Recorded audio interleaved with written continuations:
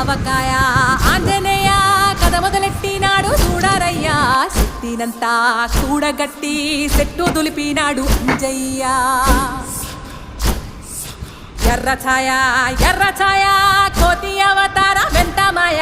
కత్తి సేత పట్టకుండా కాయ కోసినాడు కపిలయ్య